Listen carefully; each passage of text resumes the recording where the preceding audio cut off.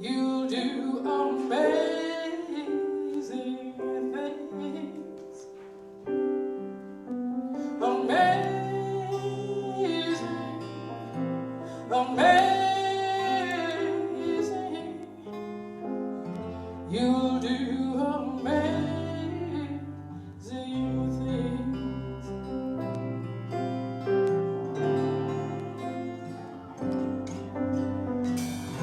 You do amazing things with the choice each of you makes, and with every step you take. Bless the progress that you make. The reason you live is there in every gift you give. Love your life, love your dreams. You do amazing things.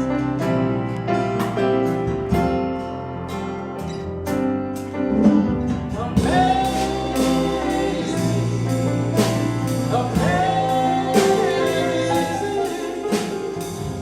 You do amazing things.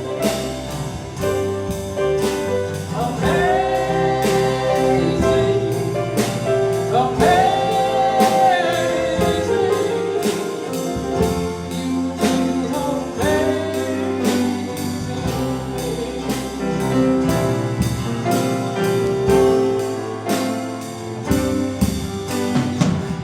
for the places you will go and the people you will know. Don't worry where, how, or when. You don't need to know that now. You're on the right track. No need to look ahead or back. Enjoy your doors, enjoy your dreams. You do amazing things. You don't have to work it out.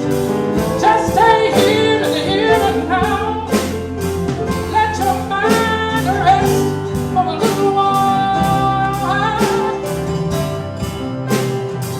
Sometimes deepest answers come when you're out there having fun. So close your eyes, take a breath, and smile.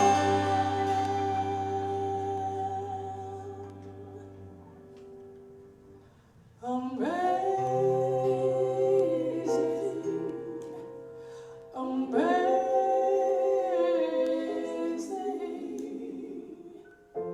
You do amazing things. Amazing, amazing. You do amazing things. Amazing, amazing. You do amazing things.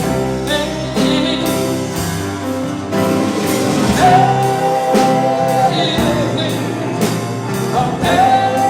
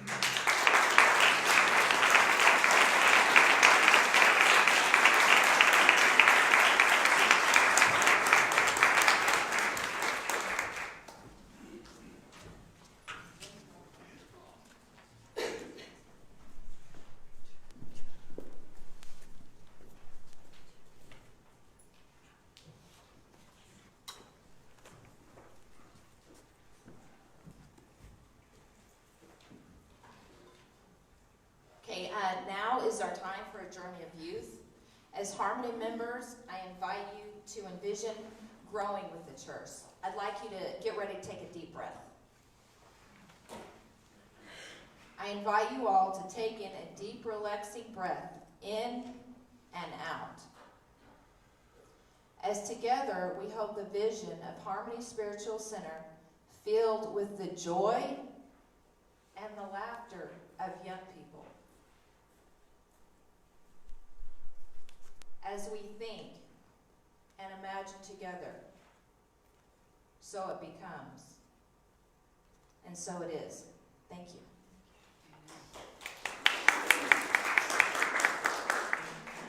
The youth who'd like to come with me, we're going to go over to the classroom and we'll come right back at offering time. Thank you. Yay.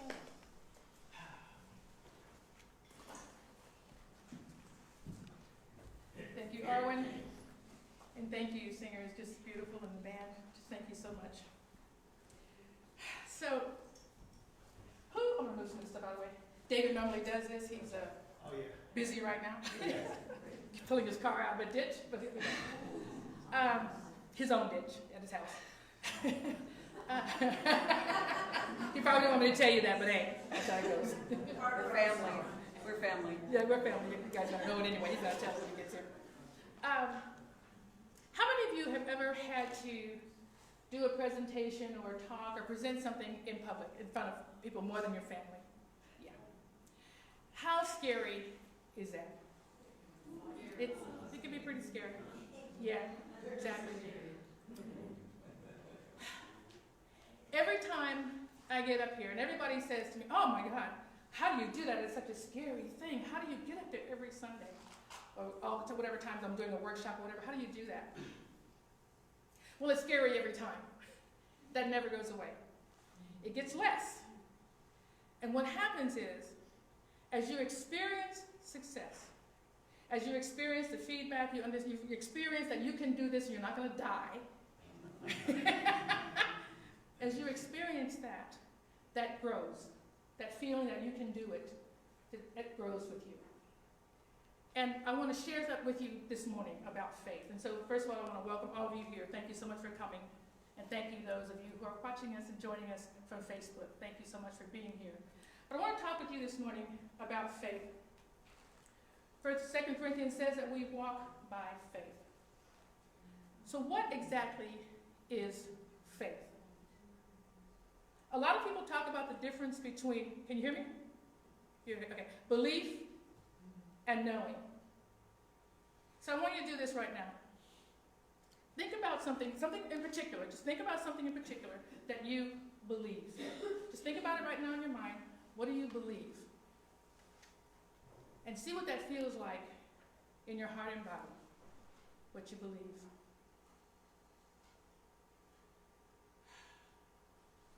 Now, take a moment and think about something that you absolutely know for a fact. Think about that thing that you know. Close your eyes. Think about the thing you know and feel that in your body. What you know for sure.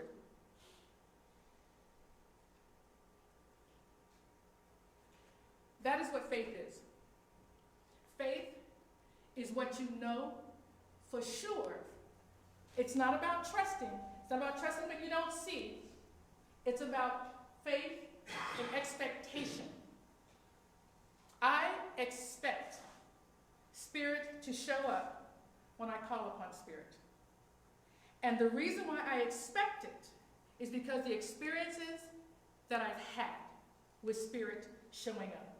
Each of us in this room have had an experience of Spirit showing up in our lives when we called upon Spirit to do so. And the more experiences of Spirit showing up in your life, the greater your faith grows. Because your experience grows. And then you come to expect Spirit to show up in your life. That's how it works. So I have a lot of stories on my sister because she and I talk all the time. That's one of the my goals in life when I look at my actually when I talk about I don't actually do goals. I set intentions. And so one of my intentions that I set and talk about every morning when I do my journaling is the joy that I have with relationships, family, friends, and this spiritual center. And so I'm there with her all the time. And so she called me the other day because she knew that we had done the women's conference and that we'd had a financial piece person, not a financial piece, but a financial aspect to it. It was a young woman who came to do it. And so she wanted to know what the woman's name was and whether, she could use her. And I didn't think it was a fit. I said, I don't, she was fine and it was good, but I don't think it's going to be a fit for what you're trying to do. She's doing a couples ministry, and it's an African-American church, and it was a young white lady who came to do it with us here, and I just didn't think that was going to be a fit. And so she said, okay, well, she had someone that she could use, and that she just wanted to do something new. That was okay. I said, all right. So I hung up the phone. When I hung up the phone, Spirit said, you do it. And I said, no, I'm not going to do it because I don't want to pressure my sister. I don't want her to feel like she has to say yes because, I'm her sister. He said, that is not your concern. You always get involved in stuff that's not yours concern. You do the talk. And I thought, oh, okay. Because when the Spirit tells me, I argue, but I actually do it. I argue first. That's how I first argue. And then I do it.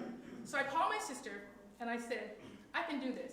And when I said to her I could do it, the energy that was in my body as I was talking to her, I was really excited about, I can do this.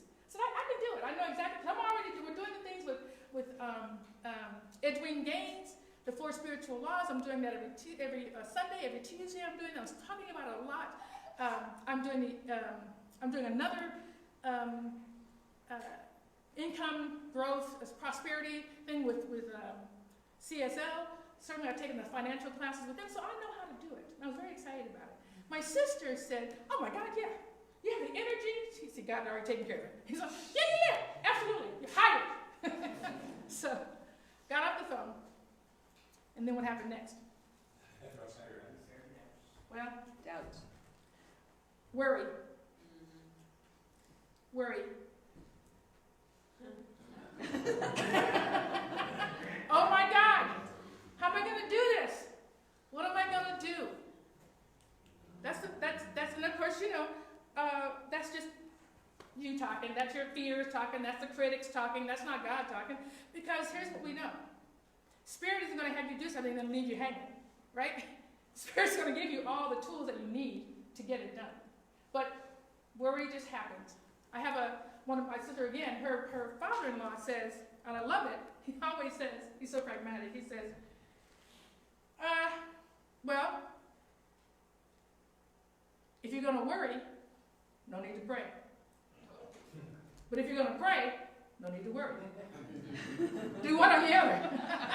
Don't do both, all right? So go ahead and pray. And the reason why a lot of times people think that if you worry, it's like your mind is on it. Like somehow worrying is going to keep the thing from happening. Right? Because somehow you're on it. So you're worrying about it and thinking about it is going to keep it from happening. But we know the truth about that, do we not? Because the law of focus and concentration says what? More attention you put. Okay?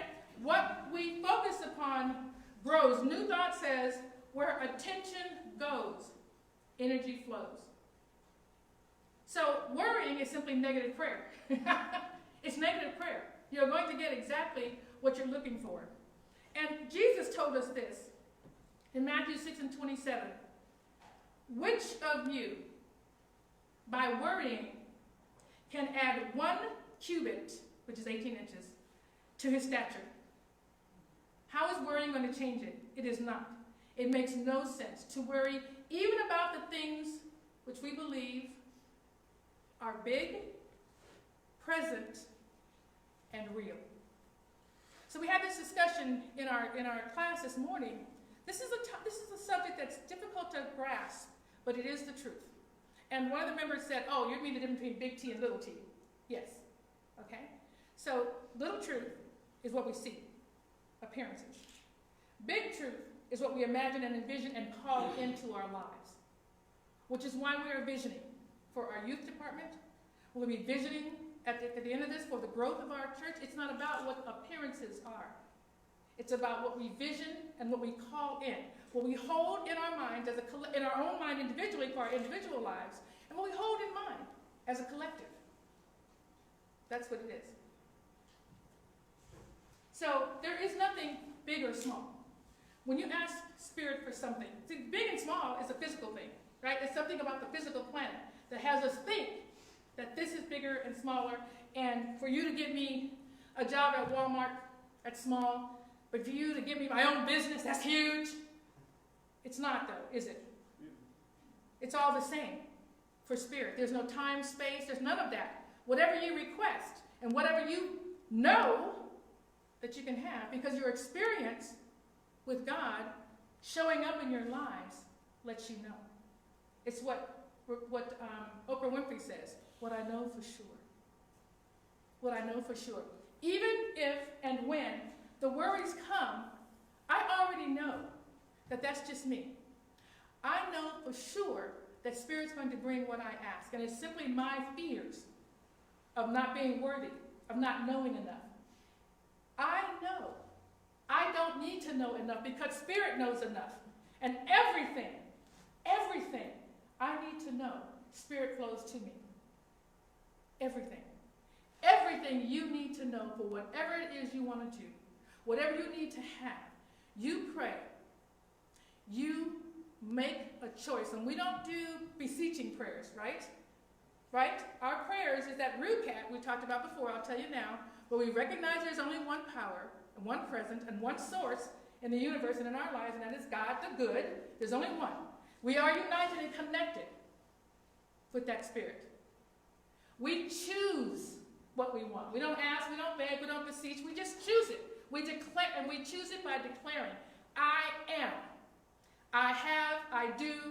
We say it positively. That's what we do. We choose. Then we accept it. That's a big deal. As we're talking about prosperity, one of the things that's difficult for us is to receive. We're really good. We're so big-hearted in this church. I'm in the center. When Joe passed away and we did a meal train for Lillian, we had to stop it. We actually had to stop it because there was so much food going to, she didn't want it to go to waste. It was so, and they didn't have a freezer big enough to put all the stuff that was going. We're very generous in that way. When it comes to receiving, it's a little more difficult. It's a little more difficult. You all know that, I'm going to get my water here, my mouth's getting a little dry. Excuse me. Back up we go. All right. You all know that for Easter, I had some friends that sent me a ticket to go to Phuket, Thailand. They paid for everything.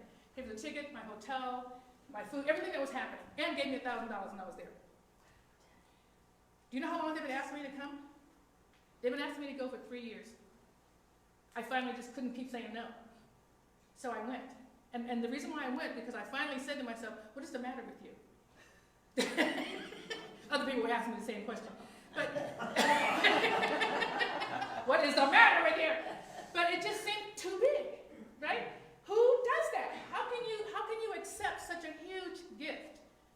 Well, because you just say yes. That's how you accept it. And I had such a fabulous time. And I didn't even realize how much I missed my friends from over there. We have to learn how to say yes to gifts from God. And here's the thing. We are individualized expressions of God. Yes? Yes. Right? We are the hands, the eyes, the ears. We're the physicalness of God. So if it doesn't come from other people, where's it going to come from? It's not going to rain down. Right. It has to come from one of us. Someone has to give you something. Someone has to open the door for you. It has to come from us. So we have to get comfortable with not only giving, but receiving. That is what abundance looks like. That is what abundance looks like. So how do we then bring into our lives more than the big truth? The big truth. The big truth is that we are full, we are thriving, we have a huge youth department, and we're moving into a new building. We can't hold it. That's the truth. So how do we, in the midst of the little t, how do we hold the vision? How do we hold the vision? we know, absolutely know, not believe, but we know, as a group, in the collective consciousness, that God is source. I don't think anyone in here doesn't know that. I think everybody here gets that. There is only one. There's only one. We have to pray and meditate so that we can deepen the connection. If we don't pray and meditate, meaning to listen to God, praying to make our declaration and meditate to listen, how do we know what God's telling us? How do we know what to do next? Do you know that every single, pretty much moment of my life, I'm talking to Joy, what is happening here?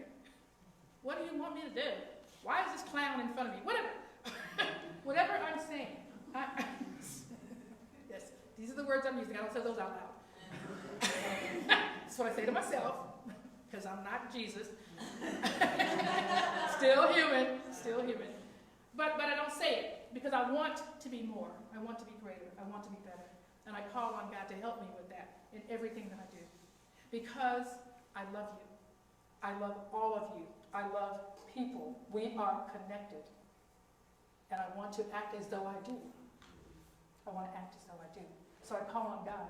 You have to call on God all the time. Just call on Spirit. You don't have to be on your knees. It doesn't have to be a formal thing. You have to wait. Just call. Like my mom did. You know, just Jesus. Just call.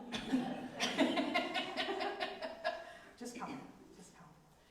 You have to forgive yourself for any lack or errors that you feel like you made. So we're always looking back and saying, man, yesterday was I really messed that up. Whatever it is that you think you didn't do well. But that's yesterday. You can't do anything about yesterday or tomorrow. Do today, right now.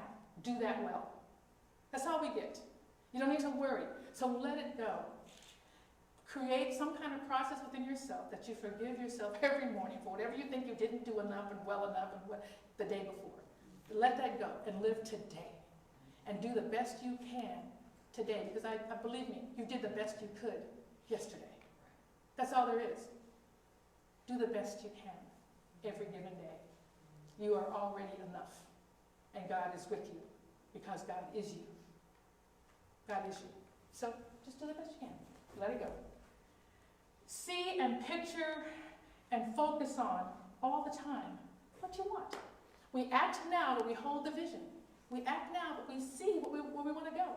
We have within us, we are impelled from within, the divinity from within to do more, to increase, to have more, to be better.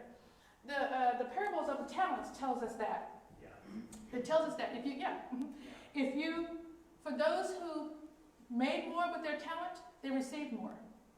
For those who did not, it was taken away. It was taken away. We are always wanting to increase. That is who we are. That is what the Spirit is. That's what we evolve. That's what we do. So that is a calling from us. So we see the vision for what is next, but we act right now. That is the thing. Right now, where we are plowing the field for what is coming. What is coming starting right here, right now. We don't need to go anywhere else or to do anything else. We just need to do what we do right here well. And let what comes, comes. Okay? So that's how we hold the vision. That's how we hold the vision. We know God is the source. We pray and meditate. We forgive ourselves every day.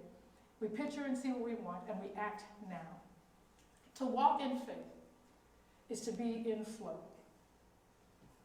Is to be in the flow of life. And to let life be easy. It's not meant to be hard.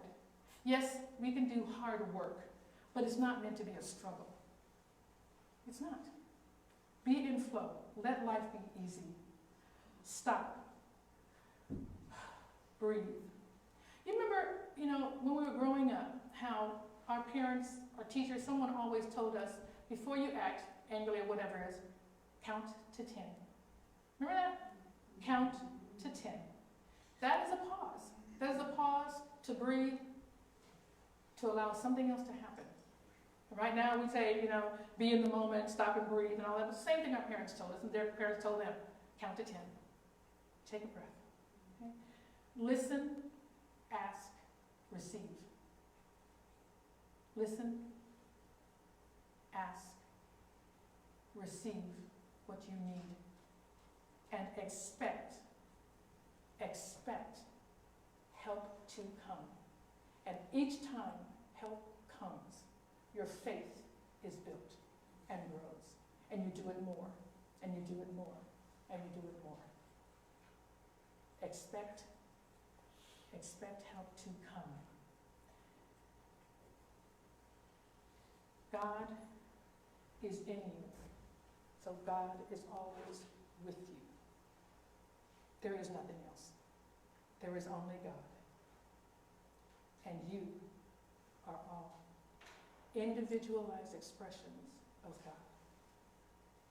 Be in flow. Let life be easy. And let Spirit guide you. Namaste.